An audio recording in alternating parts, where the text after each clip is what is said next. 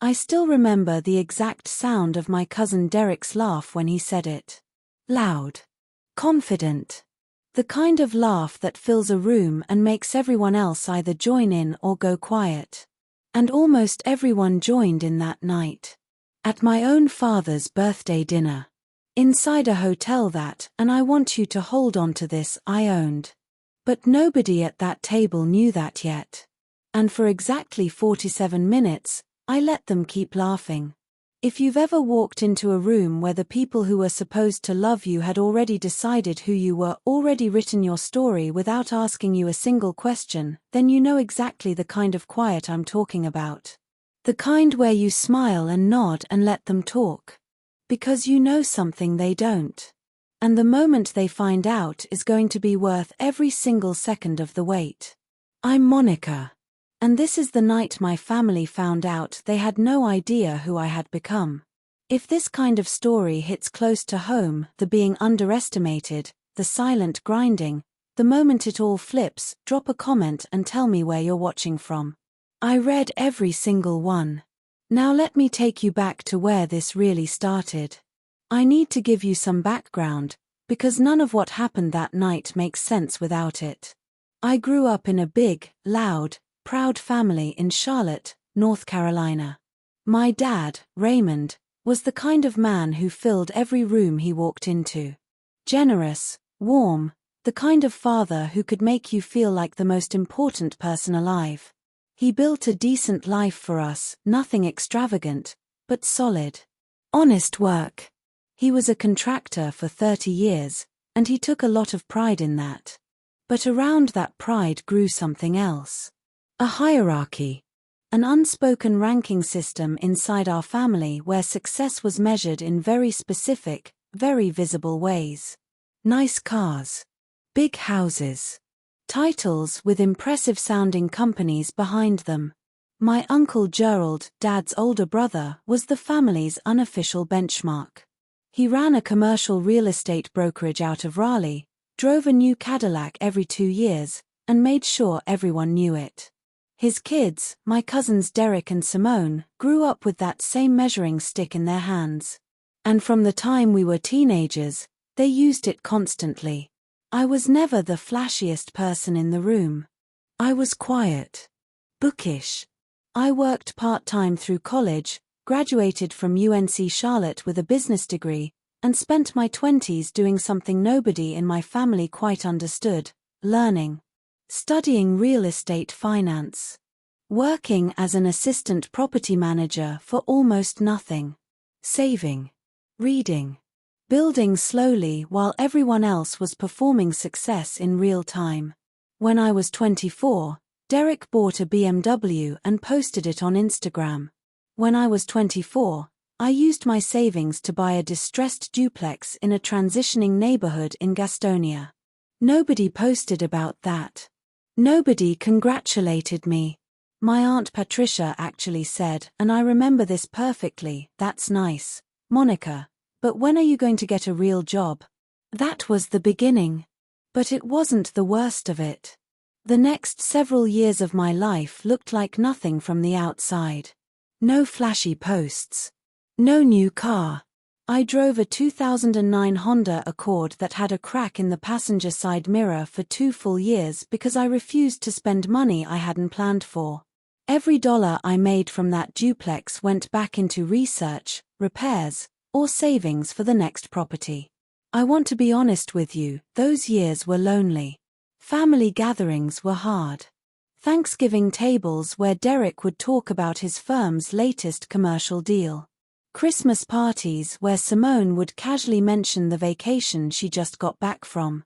And me, sitting there in a dress I'd had for 3 years, talking about a property management job I'd taken in Concord, which apparently did not count as anything worth discussing. My dad was kind about it. He never made me feel small. But even he would sometimes say things like, "Monica, I just want to make sure you're okay. You don't seem to be building toward anything people can see." And I would tell him I was fine. That I was working toward something. And I would watch him nod, unconvinced but loving, and I would go home and sit with that. I kept going.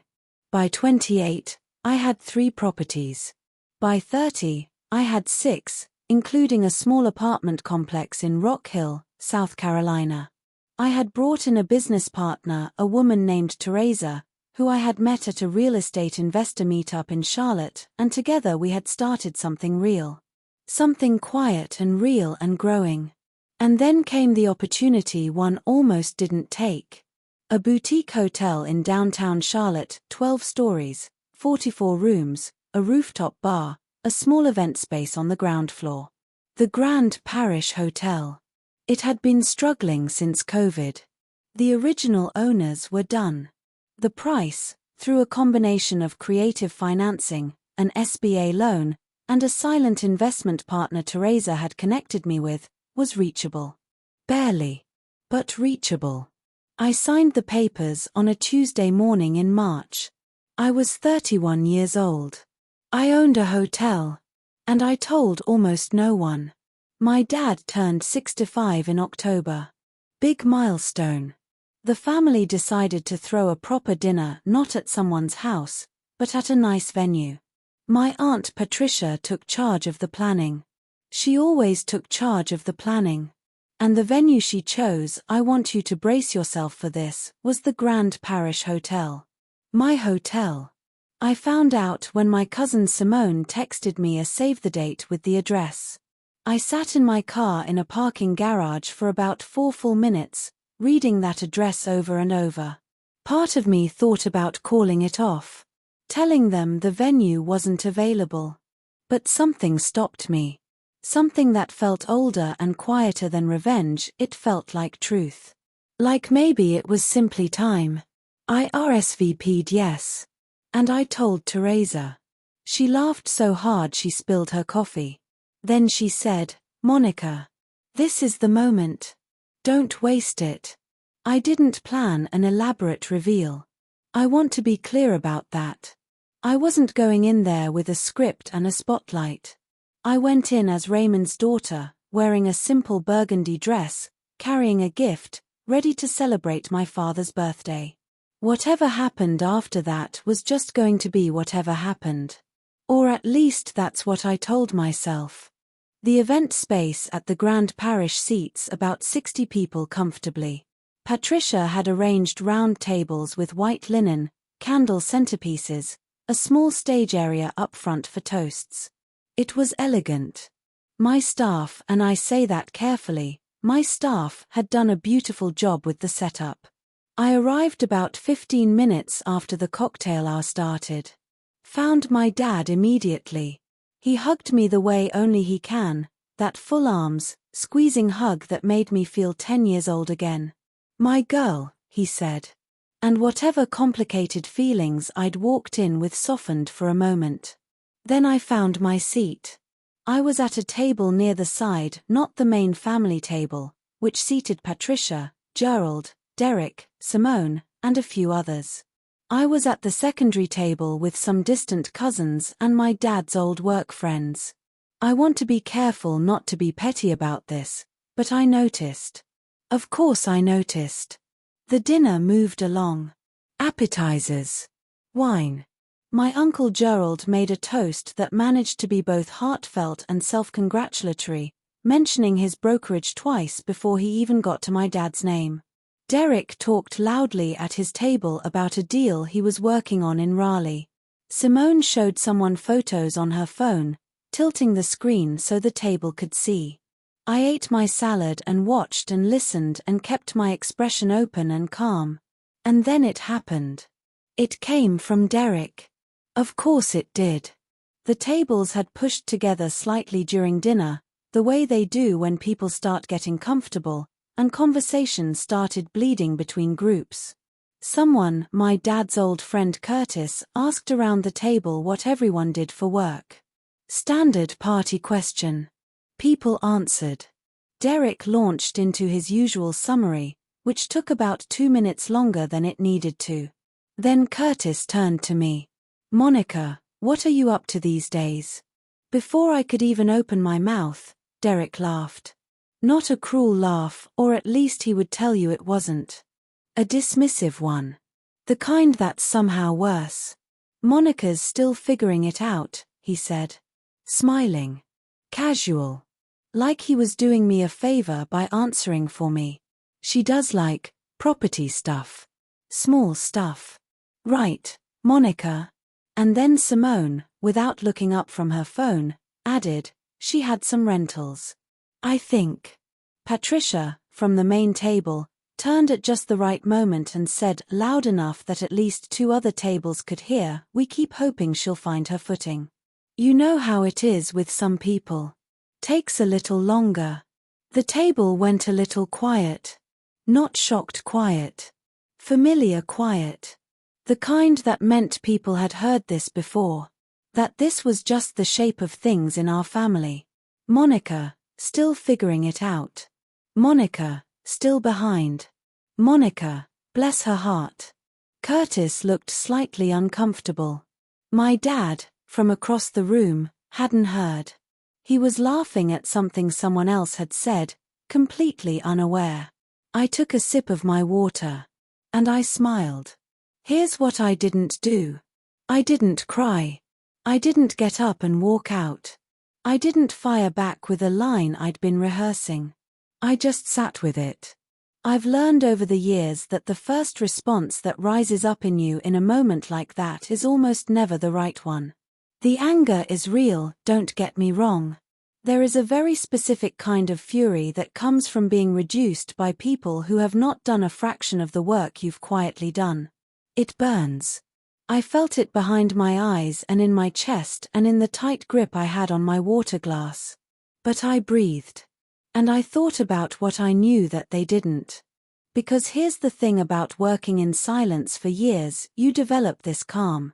You know what the foundation looks like because you laid every single brick. And no one's opinion of the surface changes what's underneath. Still. 47 minutes. That's how long I let it sit. I watched Derek refill his wine. I watched Simone laugh at something on her phone. I watched Patricia hold court at the main table like she had personally built the room we were sitting in. And then David walked over. David Chen was my general manager at the Grand Parish. 35, meticulous, the kind of person who remembered every detail without being told twice. He had been with the hotel since I bought it, and he understood instinctively how I operated, quietly, precisely, without drama. He had known I was attending tonight. He had not known the people throwing the event were my family. I had kept the booking under Patricia's name and let it process normally through our front desk. He spotted me from across the room. And because David was David, he did what any excellent general manager would do when they see their employer sitting at a side table at a private event. He walked over. Directly. Professionally. Ms. Monica, he said, and his voice carried just enough that the immediate table could hear. I'm sorry to interrupt your evening. I just wanted to personally check that everything was to your standards tonight. The kitchen had a question about dessert service timing. I handled it, but I wanted you to know. The table went very still. Curtis looked at me. Looked at David. Looked back at me. Derek set his wine glass down. I appreciate that, David, I said, keeping my voice even. Everything looks wonderful. Please tell the team they did a great job with the setup. Of course. He gave a small, respectful nod. Enjoy your father's birthday, Ms. Monica. We're honored to have the family here. And then he walked away. The silence at the table lasted about 4 full seconds. Then Derek said slowly, like he was working out a math problem, wait. Ms. Monica. Does he work here? I looked at him. Yes. How does he know you? I picked up my fork. He works for me, I said. I own this hotel. I want to describe the next 60 seconds to you as carefully as I can, because I've replayed them many times. Derek's face went through about 5 stages. Confusion first. Then a kind of recalculation. You could almost see him running back through every dismissive thing he'd said and measuring it against this new information. Then something that looked like it wanted to be disbelief but couldn't quite hold that shape. Then, and this was the one that stayed, a very particular kind of stillness. Simone looked up from her phone for the first time all evening. Patricia, who had been mid-sentence at the main table, had heard David's voice and turned around. She was watching now. Curtis let out a low, appreciative sound. "Well, I'll be. You own it," Derek said again. Like saying it twice might change the answer. "Since March," I said. 44 rooms, the rooftop bar, and the event space you're sitting in right now. Simone looked around the room, actually looked around, like she was seeing it for the first time. The white linens. The candle centerpieces. The floor she was sitting on. This whole place. This whole place. Patricia stood up from the main table. She walked over with this careful, composed expression that told me she was trying to find the angle. The reframe. The version of events where this wasn't what it looked like. "Monica," she said, "why didn't you tell anyone?" And here's where I felt the truest version of my answer. Not the clever one. The honest one. "Because no one asked," I said. "Not once.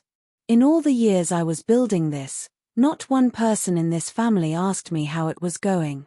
You all decided the answer already." Patricia opened her mouth. Closed it. Behind her, I saw my dad moving through the crowd toward us. Someone must have gestured to him. He was reading the room as he walked, that contractor's instinct for figuring out the shape of a situation before anyone explains it. He reached the table. Looked at me. Looked at Derek's expression. Looked at Patricia. "What did I miss?" he said. "This is the part one cry at when I think about it. Not in a dramatic way. In the way where something you've been holding for a long time finally has somewhere to go." I looked at my dad, this man who had worked 30 years with his hands and was turning 65 in a room his daughter owned, and I said, "Happy birthday, Dad. I wanted to celebrate you somewhere special. So I chose here." He looked at me. "You own this hotel?" "I do." He looked up at the ceiling. At the chandelier above us. At the room full of people eating dinner on his birthday. He pressed his lips together and nodded slowly, the way he does when something is too big for a quick reaction. Then he hugged me. And he held on longer than usual. "My girl," he said into my shoulder. And his voice cracked. Just slightly. Just enough. I held him back and blinked hard and told myself I would not cry in front of Patricia. Some decisions you make in real time and they're the right ones. When he pulled back, his eyes were wet. He looked at Derek and the table and said, very simply, "You all owe this woman an apology." Derek looked at the table.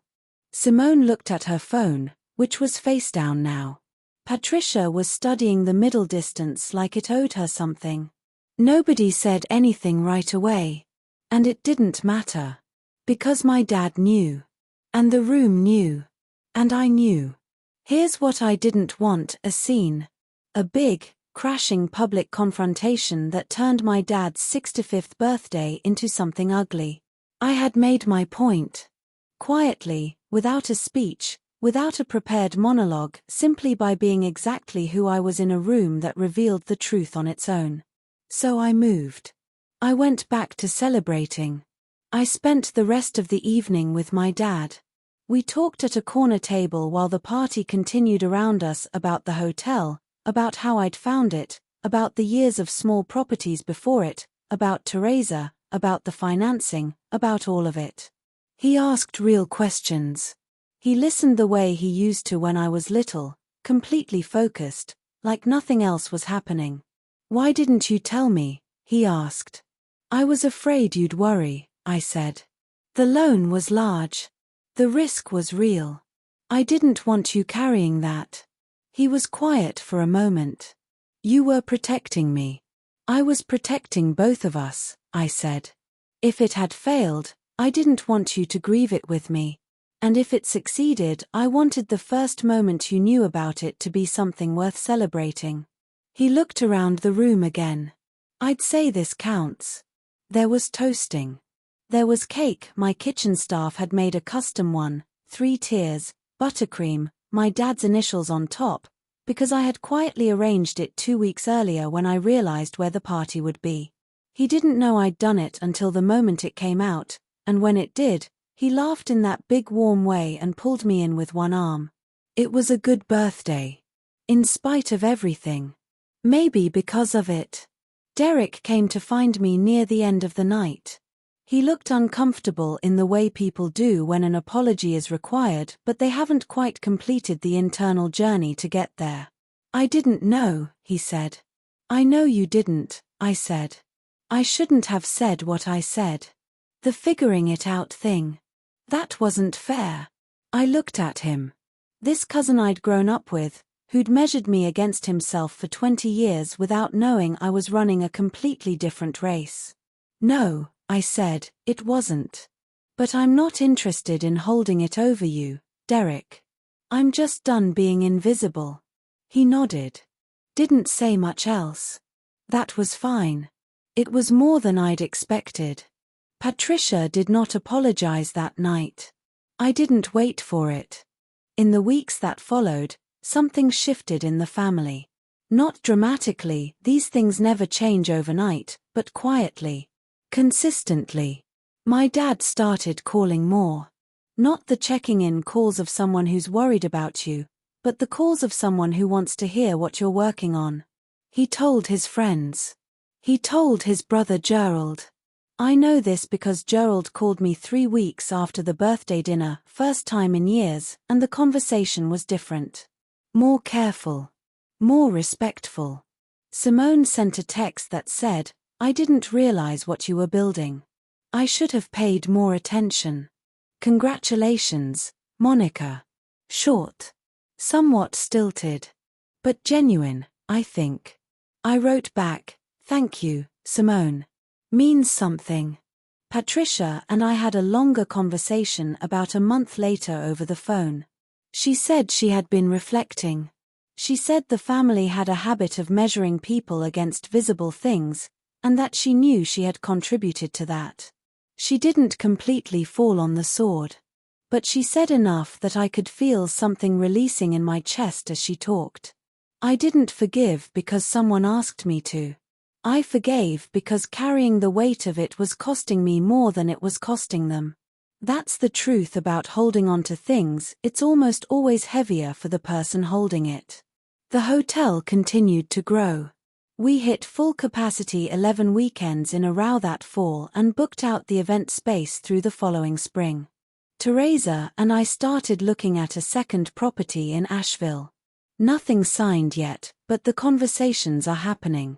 And I kept driving the Honda Accord for 2 more months after the birthday dinner. Not because I couldn't afford otherwise. Because I wasn't done with it yet. Because I've never replaced something just to prove a point. When I finally did get a new car, a white Lexus, nothing outrageous, I sat in the dealership parking lot for a minute before driving off the lot. And I thought, this is what the quiet years were for. Not for the car. For the choice. For being able to make it without anyone else's voice in my head telling me what it meant. I've thought a lot about what I'd do differently if I could go back. Honestly, not much. I wouldn't have announced myself sooner just to get credit. I wouldn't have traded the quietness of the building years for the noise of other people's recognition. Because the validation you get when you're still forming is fragile, it can shape you toward what other people want instead of what you actually are. But I do wish I had told my dad sooner. Not about the hotel specifically, but about the journey. The real one. The duplex years, the doubts, the nights I ran numbers until 2 in the morning, the moments I wasn't sure it was going to work. I protected him from that. And I think in doing so I also kept us at a distance that didn't need to be there. There's a version of strength that's actually just armor. I wore it well. But there's something better on the other side of it, the kind of trust that lets the people who love you actually see you. I'm still learning that. The family I grew up in isn't perfect. Mine isn't unique in that way. Most families have a version of the hierarchy, the measuring stick, the person everyone has quietly decided the story of. And most of those people are building something extraordinary in rooms no one is looking at. Here's what I want to leave you with. The moment in that event space when David walked over and called me Ms. Monica, and the table went quiet, that moment wasn't the victory. It felt like one in the instant. But the victory was actually years earlier. It was the Tuesday morning in a lawyer's office in uptown Charlotte when I signed the papers for the grand parish with hands that were completely steady, even though my heart was pounding. It was every night I drove home in that cracked mirror Accord and chose to be patient. It was every family dinner I sat through quietly and did not let their definition of me become mine. The birthday dinner was just the moment the truth had a room big enough to fill. If you've been building in silence, in rooms where no one is watching, in years that don't look like anything from the outside, I want you to know that the work is real even when it's invisible. Especially then. And if someone in your life has decided your story without asking you a single question, just keep going. Keep your head down and your standards high and your vision longer than their attention span. The room you're building toward is coming. And when you walk into it, you'll know exactly how you got there. That's the part no one can take from you. If this story meant something to you, if you've ever been the Monica at that table, hit that subscribe button and leave me a comment below.